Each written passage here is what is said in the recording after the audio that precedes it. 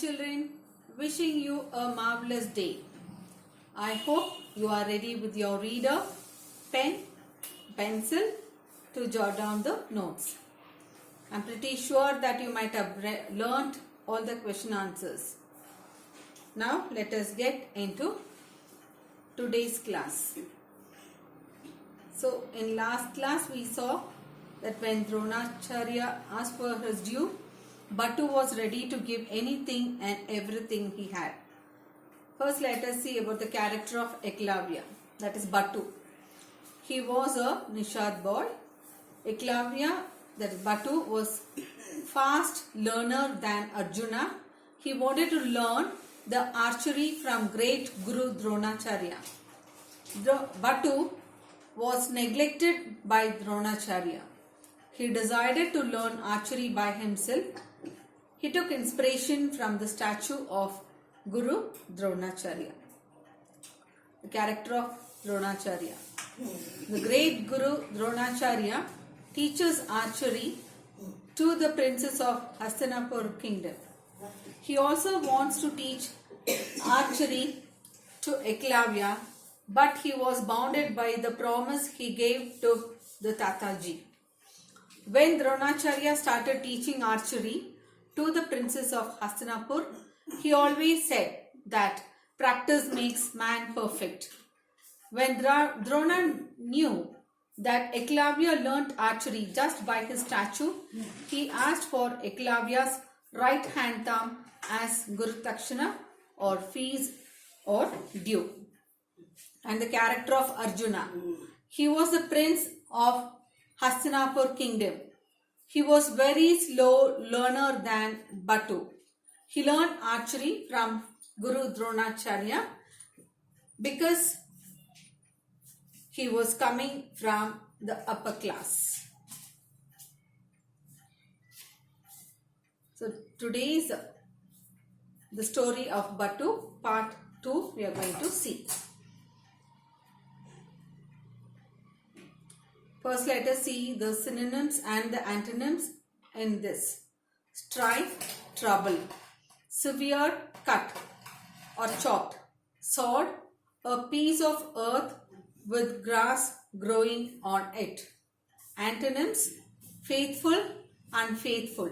Modesty, immodesty. Equal, unequal. And in last class we have seen that Batu was ready to give anything and everything that Dronacharya asked as due. Is it a promise? Asked Dronacharya. Yeah, I swear, so long as I have breath and life, to give thee all thou wilt. So Dronacharya asked a question whether Batu was sure to offer whatever he asked for, and Batu accepted.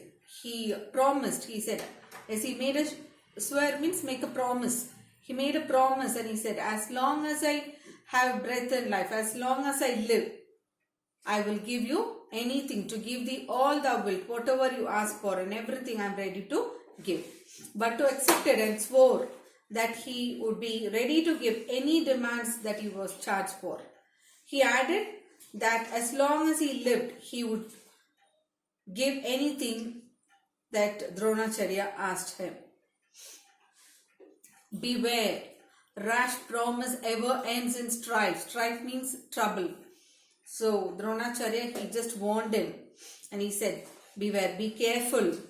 Rash promise. Rash means act done quickly without thought or care. So rash promise always it ends in trouble. So Dronacharya warned Batu of such rash promises which would ever end in trouble. It was a hint to Batu that his rash promise could be a destructive, a damaging or harmful one for him. But Batu was very strong and firm in his decision. Now a question. What was the hint that Drona gave Batu? He gave a hint, Dronacharya gave a hint to Batu that his rash promise could be a destructive, damaging, or a harmful one for it. The next, thou art my master. Ask, oh ask, for thee my inspiration came. So he said, you are my master. So you can ask, come on, ask me for whatever you want. Because I derived all the inspiration and all knowledge from you. The art of archery I derived from you. But Batu with reverence. Reverence means with respect.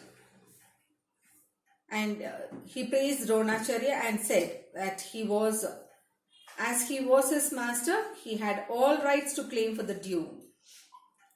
Batu believed that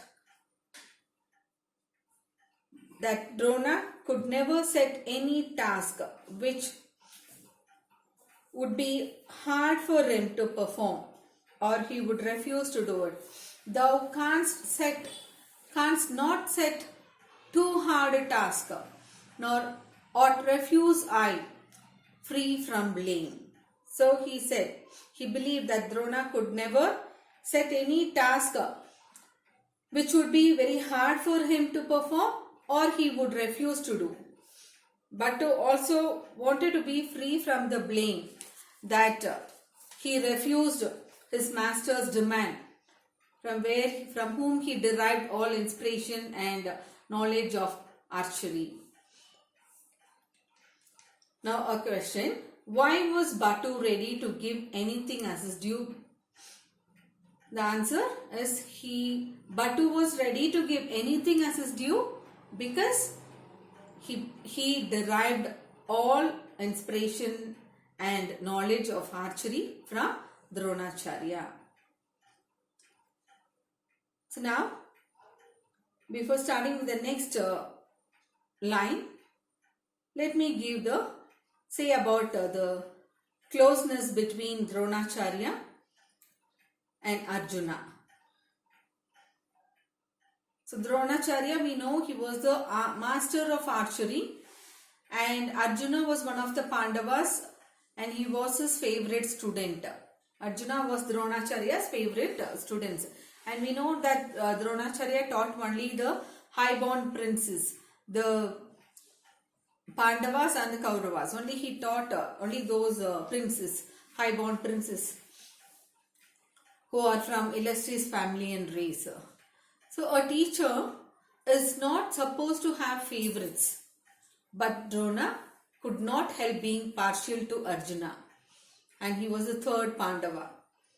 The Guru Dronacharya decided to prove this to the world, why the third Pandava was the exception to this rule, why he favored Arjuna the most. Arjuna worked very hard and Dronacharya was very much pleased with Arjuna and said, I will make you the greatest archer in the world. So Dronacharya liked Arjuna the most, the third Pandava, he liked him the most. Dronacharya favored Arjuna.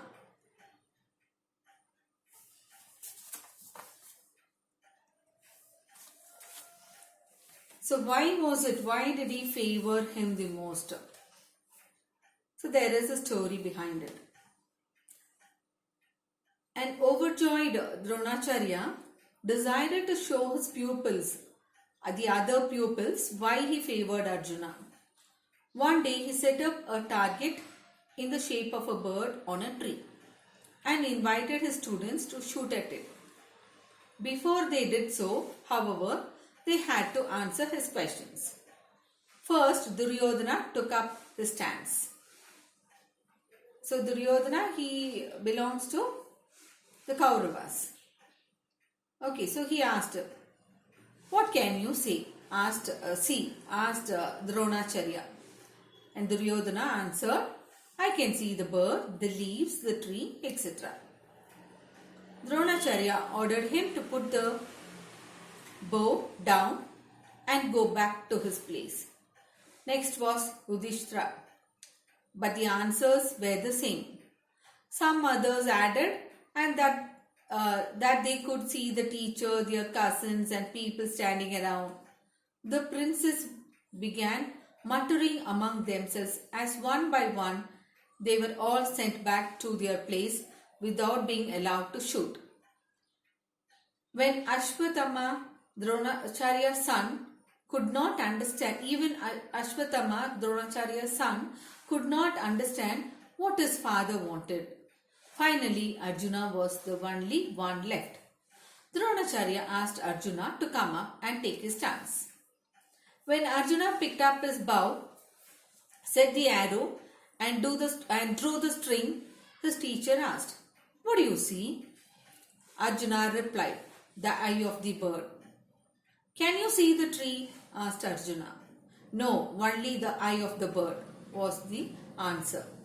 Dronacharya then went through a list: tree, bark, leaves, flowers, fruits, his brothers, cousins, even the teacher himself. He asked whether he can see the list of things like tree, bark, leaves, and teacher, everyone. And class he included himself also, Dronacharya. To everything, Arjuna's answer was the same: "No, I can only see the eye of the bird." When Dronacharya gave him the order to shoot, Arjuna released the arrow. It sped straight to the target and the bird came tumbling down. Dronacharya embraced the boy and then told the others, "When you want to achieve something, you must focus on it. Close out all other distractions and concentrate only on your target."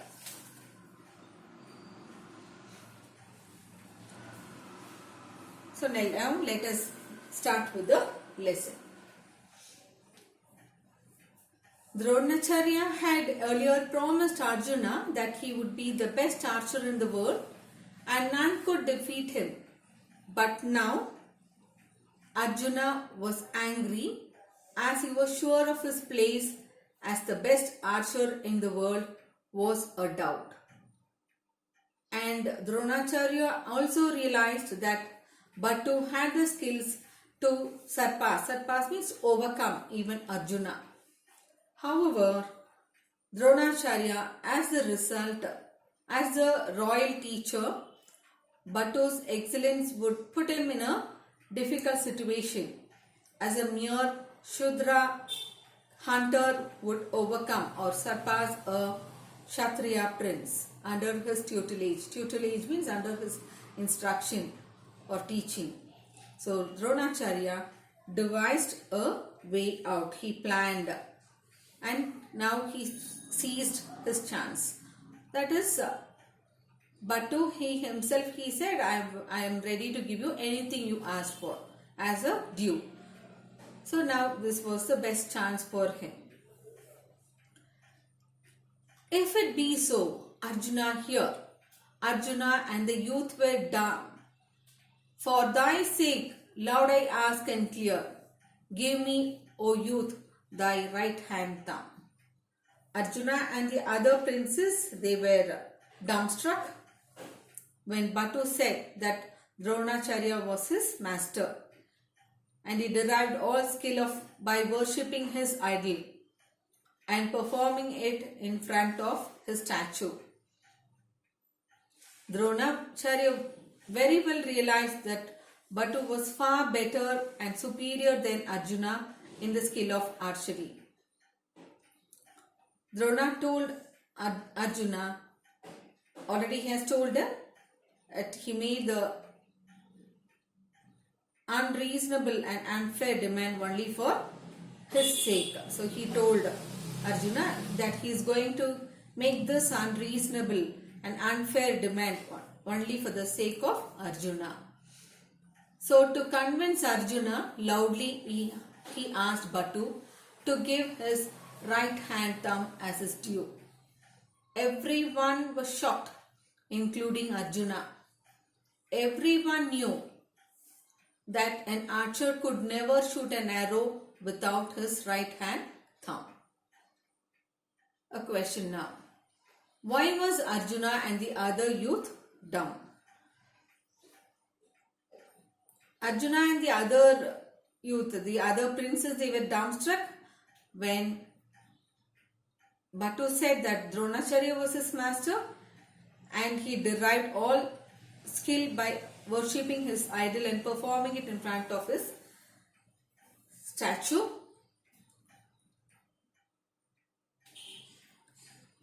Now the next. I promised in my faithfulness, no equal ever shall there be to thee, Arjuna, and I press for this sad recompense for thee. Dronacharya agreed that in his belief that no one could defeat Arjuna and no one would be greater than Arjuna in archery, he promised Arjuna that he would be the best archer in the world. So to keep up his promise, he put forth that unreasonable and unfair demand. So what was the sad recompense? The sad recompense was the unreasonable and the unfair demand of Batu's right hand thumb as his due. Drona did not have any consideration and concern for Batu, who mastered the skill of archery all by himself. So what was the sad recompense? The sad recompense was the unreasonable and the unfair demand of Batu's right hand thumb. And what justification did Drona give for this unfair demand? The justification that Dronacharya gave for this unfair demand was that he had already promised Arjuna that he would be the best archer in the world, and he wanted to keep up his promise what he had given to Arjuna. Then give me your right thumb, said Dronacharya. If Eklavya cuts his right thumb, he could never shoot arrows. Again, Dronacharya knew this very well, so he asked for because he wanted Arjuna to be the best archer in the world. He has already promised him, so he wanted to keep up his promise. I promised in my faithfulness, no equal ever shall there be to thee, Arjuna. So he has already promised him. This already we have seen. I press for the sad recompense. I really feel sorry for the sad recompense. What is the sad recompense? The unfair demand, the unreasonable demand for Batu's right hand thumb. So when he asked for the right hand thumb, Eklavya, he glanced the sharp knife one moment high. So without a word, a moment, he looked at the sharp knife, lifted it high, and with no second thought, he cut the right hand thumb which was on the sword. Sword means that grassy ground. He placed it at his Guru's feet. Thus, Batu kept up his word. Why was the thumb severed? Why did he cut? Because he wanted to keep up the promise what he had given to Dronacharya. He had already promised Dronacharya that he would give whatever he asked for, everything and anything he asked for. So to keep up the promise, immediately he chopped his finger, the right hand thumb, and he offered to him as a due. The severed thumb was on the sword, grassy land, the ground. Severed, cut. So it was on the next moment he cut his right hand thumb and it was on the grassy ground. There was no tear in Batu's eye.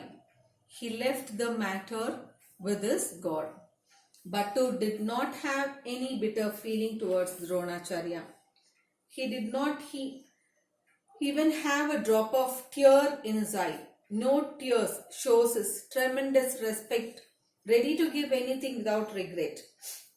It shows his complete devotion to the master, ready to fulfill his master's wish without any hesitation or regret. He willingly cut, being aware that he can no more shoot arrows without the right hand thumb. He left the issue to God. He gave it happily. He did not get angry or upset with his master. Why was there no tear in Bhattu's eye? The question. Answer. He did not even have a drop of tear in his eye because of the tremendous respect or ready to give anything without regret. So it shows the complete devotion to the master, ready to fulfill his master's wish. So there was no tear in Bhattu's eye. Why Drona asked for the thumb of Eklavya? There are two reasons why Dronacharya asked for the thumb of Eklavya. Because he had promised Arjuna that he would be the best archer in the world. So to keep up his word, the promise. And if Eklavya cut his right hand thumb, he could never shoot arrows. So naturally Arjuna will be the best archer in the world. For this said Dronacharya, fame shall sound thy praise from sea to sea. For this said, so this is the devotion to the master. Now immediately he cut his right hand thumb. This shows the devotion to his master. Everyone, including Dronacharya, marveled at the boy's courage. Dronacharya was humbled and blessed Bhattu that he would be known far and wide as a great archer even without his thumb. His fame would spread from one end of the earth to the other end. How did Dronacharya bless Bhattu? He blessed Bhattu that his fame would spread from one end of the world, earth to the other end. And men shall ever link thy name with self-help, truth and modesty. Self-help because he learned the art all by himself when the master refused to teach him. So, and all men would connect his name with self-help, truth and modesty. This is how he blessed him. That his name would spread from one end of the earth to the other end. And all men would connect his name with self-help, truth and modesty. So self-help I have already told you because he learned the art by himself, the art of archery by himself. Truth, he kept his word that he would give anything as the due, whichever the master demands for. And modesty, he did not show any jealousy when Arjuna was preferred over him by his teacher Dronacharya. He was quite modest about his own achievement. So later we come to know that Eklavya learned to shoot with forefinger and middle finger and remains as an example of an ideal student till today. So he learned to shoot with forefinger and middle finger and remains as an example of an ideal student till today. So today is the home assignment, classwork. Write question number 7 and 8 is page number in 132 and question numbers 5 to 9 in page number 136. And homework, write the answers for these 4 questions. Here the numbering is wrong, so there are 4 questions. What does sad recompense refer to? Second one, why was Dronacharya's demand considered as unfair? Third, why did Dronacharya demand it? And fourth, how did Dronacharya bless Bhattu? So these are the homework. These are 4 questions you have to write for homework. Learn all the questions what is there for classwork. Learn and write it. Thank you.